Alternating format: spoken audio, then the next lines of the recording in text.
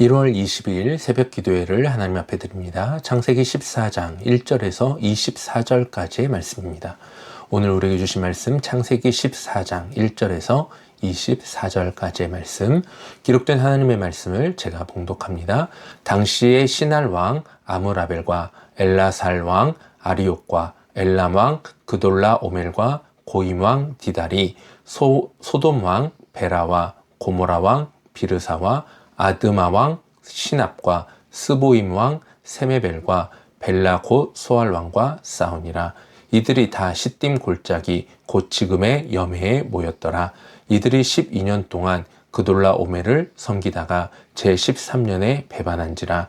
제14년에 그돌라 오멜과 그와 함께한 왕들이 나와서 아스드롯 가르나임에서 르바 족속을, 함에서 수수 족속을, 사웨 기랴다임에서 엠 족속을 치고 호리 족속을 그 산 세일에서 쳐서 광야 근방 엘바란까지 이르렀으며, 그들이 돌이켜 엠미스밭 곧 가데스에 이르러 아말렉 족속의 온 땅과 하사손 다말에 사는 아모리 족속을 친지라. 소돔 왕과 고모라 왕과 아드마 왕과 스보임 왕과 벨라 곧 소알 왕이 나와서 시딤 골짜기에서 그들과 전쟁을 하기 위하여 진을 쳤더니 엘람 왕 그돌라 오멜과 고임 왕 디달과 시날 왕 아므라벨과 엘라살 왕 아리옥 네 왕이 곧 그 5 왕과 맞서니라.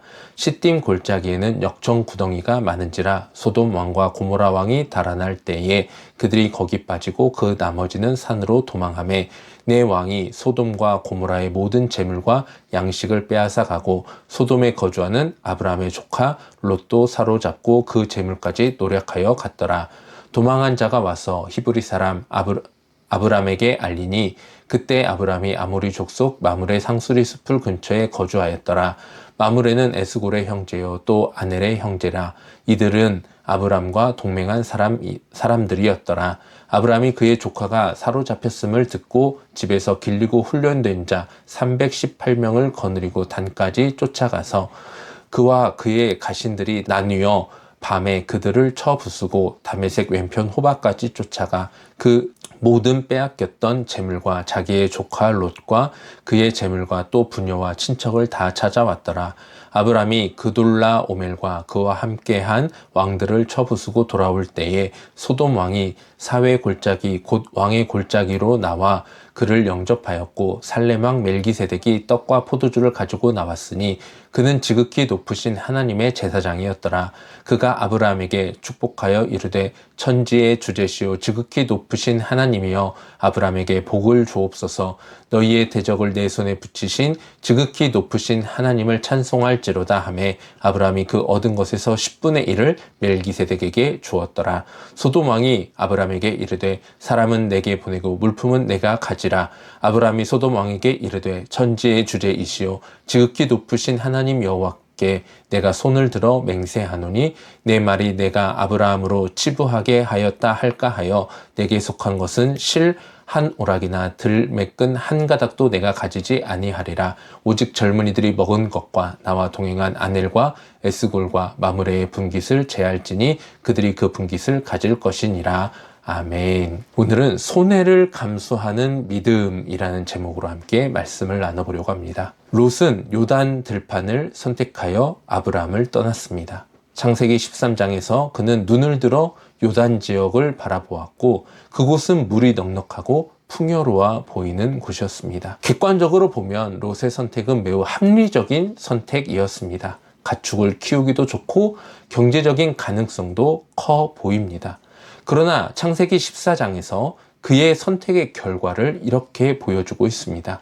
그 땅은 단지 비옥한 땅이 아니라 여러 왕이 충돌하는 국제 분쟁의 한복판이었다라는 것입니다. 전쟁이 일어나자 롯은 재산과 함께 포로가 되었습니다. 여기서 중요한 점은 롯이 특별히 악한 선택을 한 것이 아니다라는 사실입니다. 그저 그는 눈에 보이기에 좋은 것을 선택했을 뿐이었습니다.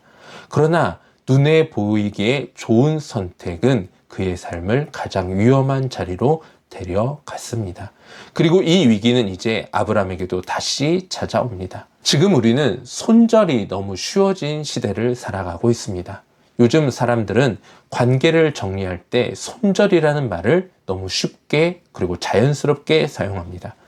원래는 주식에서 더 큰 손실을 막기 위해 손해를 감수하고 매도를 결정할 때 쓰는 말이 손절이라는 단어입니다. 그런데 이제는 이 손절이라는 단어가 경제적인 용어가 아니라 사람들과의 관계 안에서도 너무나 자주 사용됩니다. 저 사람은 이제 손절해야 되겠다.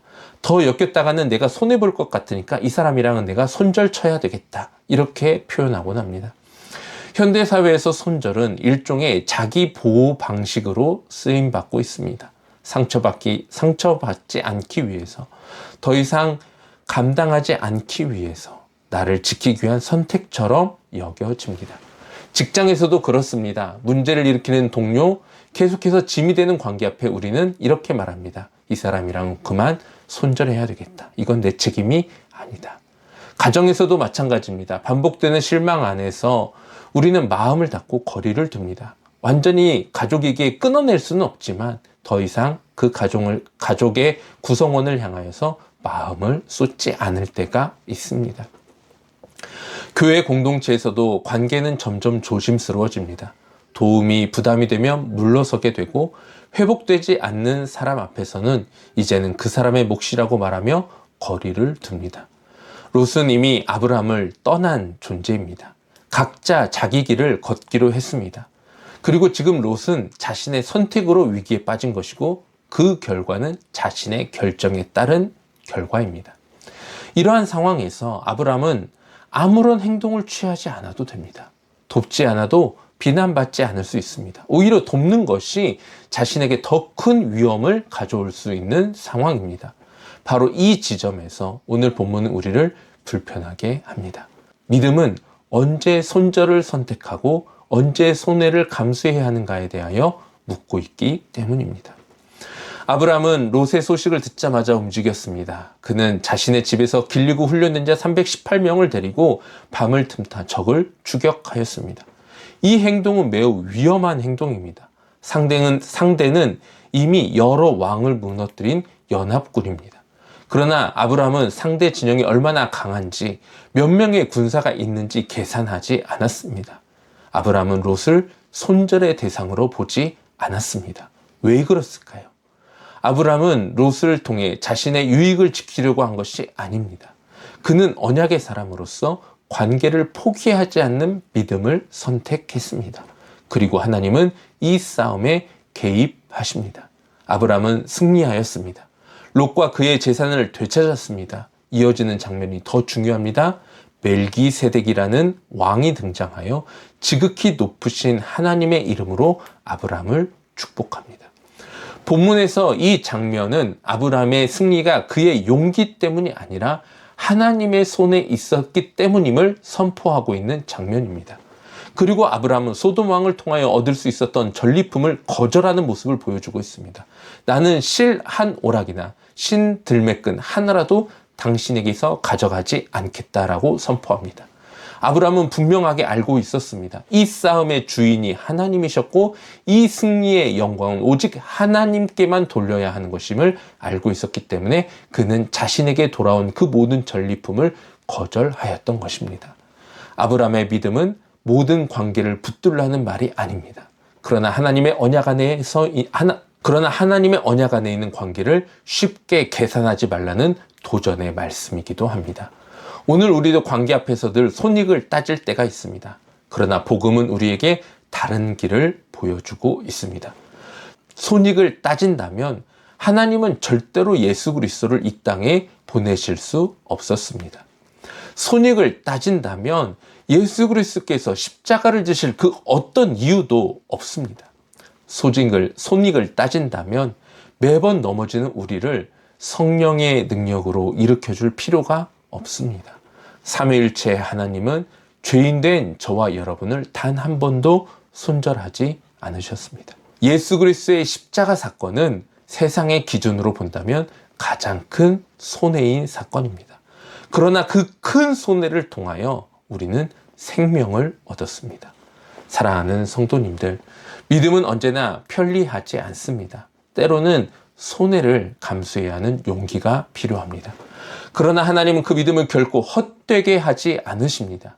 오늘 우리의 삶 속에서 하나님께서 맡기신 관계는 무엇입니까? 혹 피하고 싶었던 책임은 무엇입니까? 손절이 너무 쉬운 이 시대 가운데에서 아브람처럼 한 걸음 더 나아가는 믿음을 하나님께서 기쁘게 받으십니다. 하나님은 오늘도 손해를 감수하는 믿음을 통하여 하나님의 나라를 이루어 가십니다. 저와 여러분을 통하여 하나님의 나라가 더욱 아름답게 서 나가게 되기를 주님의 이름으로 축복합니다. 기도하겠습니다. 사랑과 은혜가 풍성하신 하나님, 어떠한 손해 속에서도 우리를 결코 포기하지 않으셨던 하나님의 사랑을 기억하며 우리의 관계 안에서 이익과 손해가 아닌 관계를 더욱더 깊이 바라보며 하나님이 기뻐하시는 선택을 할 수 있는 믿음의 선택이 우리의 삶의 자리 가운데 언제나 함께하게 하여 주옵소서. 힘들고 어려운 결정이 있을 수 있지만 그 가운데에서 생명을 살리는 길로 하나님을 기쁘시게 하는 길로 나아갈 수 있는 우리 모두가 되게 하여 주시옵소서. 예수님의 이름으로 기도하옵나이다. 아멘. 함께 말씀을 생각하며 기도의 자리로 나가겠습니다.